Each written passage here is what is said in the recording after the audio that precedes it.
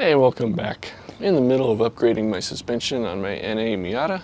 It's a 91 1.6 car, and I'm using the Flyin Miata Stage 2.5 Koni suspension package. Should be a really nicely balanced setup for a street car with a little bit of performance. So we did the front in the last video. If you missed that, I'll put a link somewhere. Check that out. We're going to tackle the rear in this video. Should be pretty straightforward, but once this is all in, it's going to be great. I'm excited to go for a drive. We'll do that at the end, and I'll give you my impressions, how much better it is before and after. Let's get to work.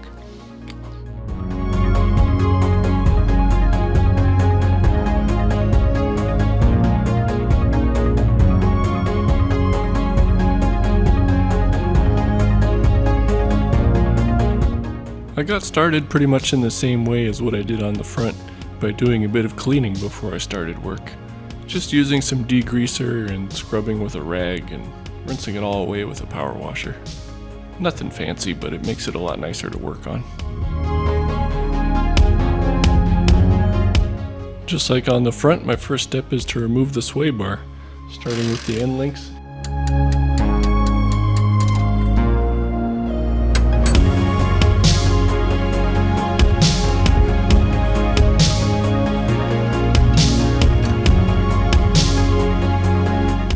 It's actually best to remove both of the sway bar ends first while it's still held down to the control arms, because things can get a little awkward if you do it in the wrong order.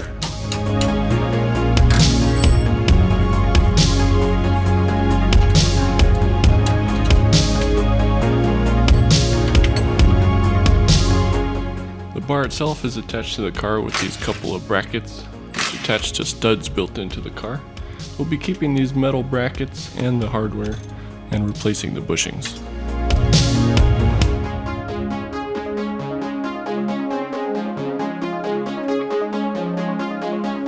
Okay, here's a quick look at the old versus the new rear sway bar. The old one's about 12 millimeters in diameter and the new one's about 16, so a nice little upgrade that should complement the new front one nicely. You can see the new one also has a different shape to it a little bit. Not quite sure the reason for that. And also take note that this rear bar is angled on the end, so it does matter which way it goes in. So just take a mental note of which way the old one came off. Put the new one on the same way. We will want to keep these little metal brackets for the new bushings, as well as the hardware. Also notice this rear bar has 3 holes of possible end link adjustment location. Flyin Miata suggests starting out with the middle position, so that's what I'll end up doing.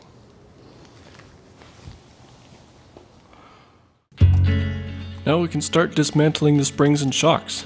First thing I'm going to do is just break loose these bottom mounts before I go up top. We're going to have to go inside the trunk to access the top shock mounts back here, so get everything out of the way. All your random paraphernalia.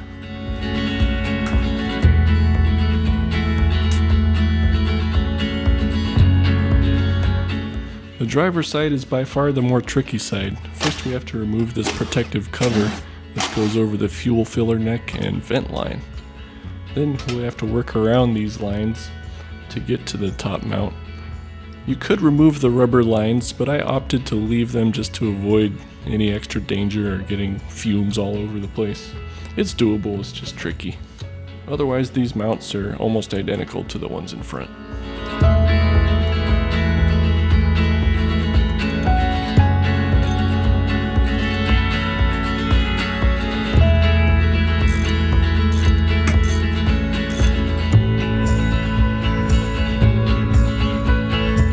The right hand side of the car is much easier, as there's not really anything in the way.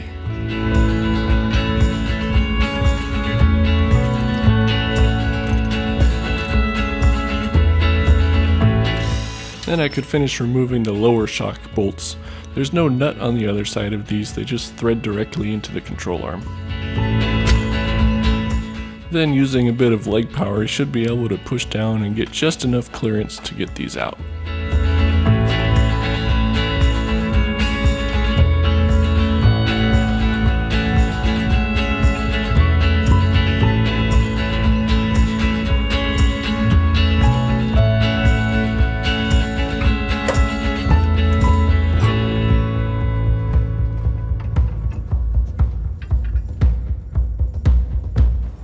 Okay, rear shocks and springs are out.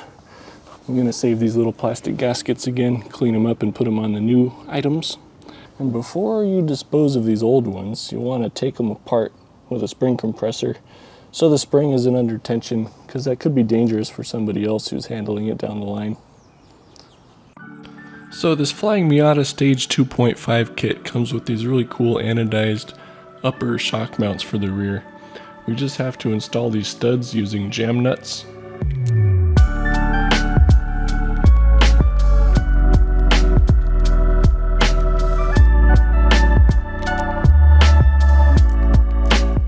And then they come with a few different size sleeves depending on what shocks are being used. In our case, we have to install these 12mm sleeves on top and bottom. Just make sure they go in all the way.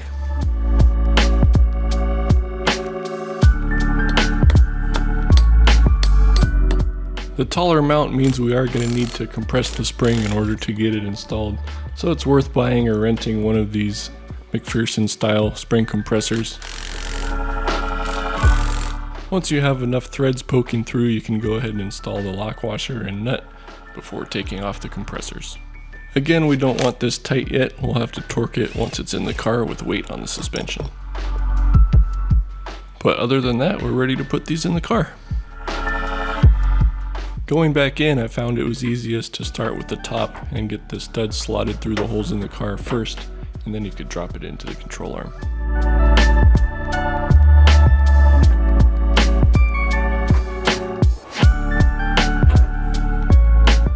Next, I could get the lower bolt started, just loosely for now. Then I could go up top and attach the shock mounts to the car. These are the one thing that we can torque now.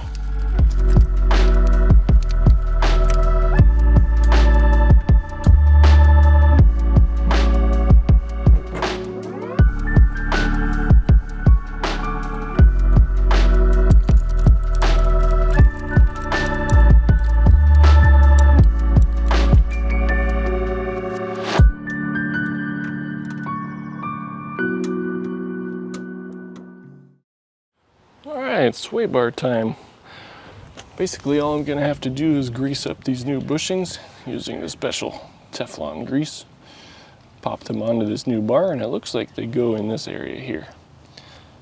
And then transfer these metal brackets over, bolt that to the car, and then I can install my adjustable end links. Let's get going.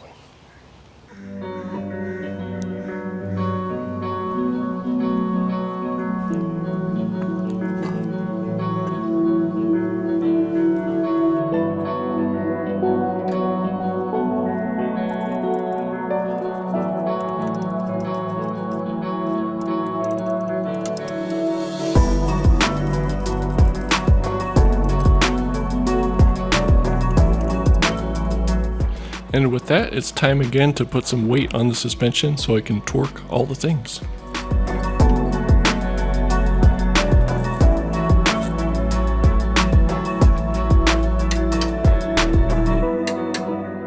Full disclosure, I was never able to get these rear upper mounts all the way torqued. They're nice and snug, but I could never get to that 37 foot-pounds without everything spinning. So I'm going to consult the expert when I take it to get aligned. Anyway, the last pieces I put on were the adjustable end links, and the process is pretty much exactly the same as it was on the front.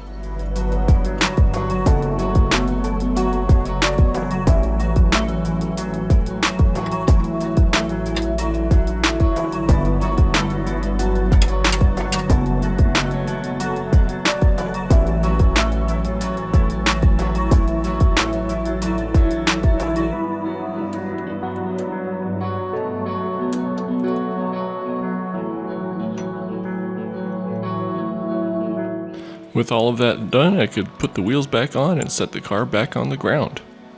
We're just about ready for a test drive.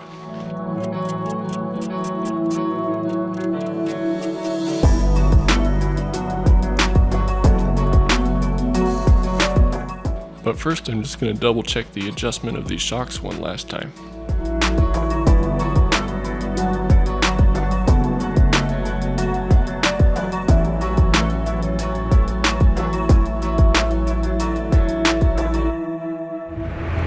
Okay, we're out for the first drive. Let's see how she does. Definitely interested to see how she does around town in normal conditions, bumpy roads and all that, as well as some twisties. See how it handles now. So we'll do a little bit of both. Let's try this dip. Oh wow. I used to have to slow way down for that dip in the road and it would still bottom out and rattle my spine, but that absorbed it. Like I hardly felt that. What? Is it gonna be that much more comfortable now? Let's try another dip here. Wow. I barely felt that. I couldn't do that before. That would rattle my bones. Absorbing the bumps, let's try a little corner.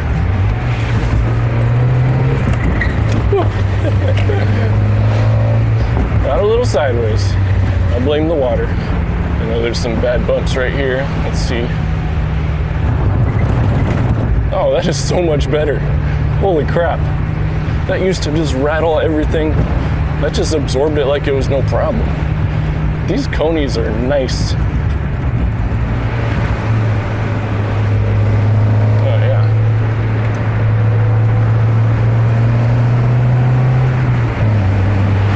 The only thing that's really giving me pause pushing it at all is my tires. These are 9-year-old cracked, horrible all-season tires, so that is going to be my next upgrade for sure. This feels really good though. Feels very predictable and solid.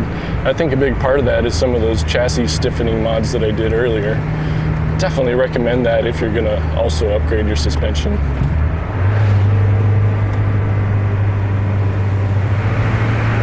Without going too crazy here, let's try some twisties. I'm not confident with these tires at all, but the car feels so much more composed.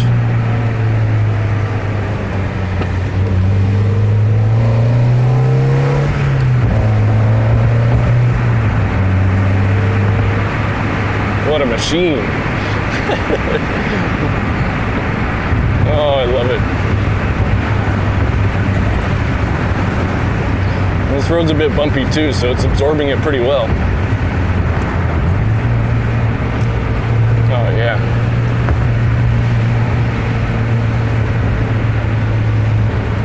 Big bump.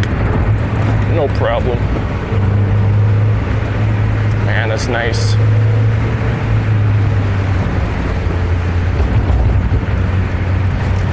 The ultimate twisty test right here. Ooh.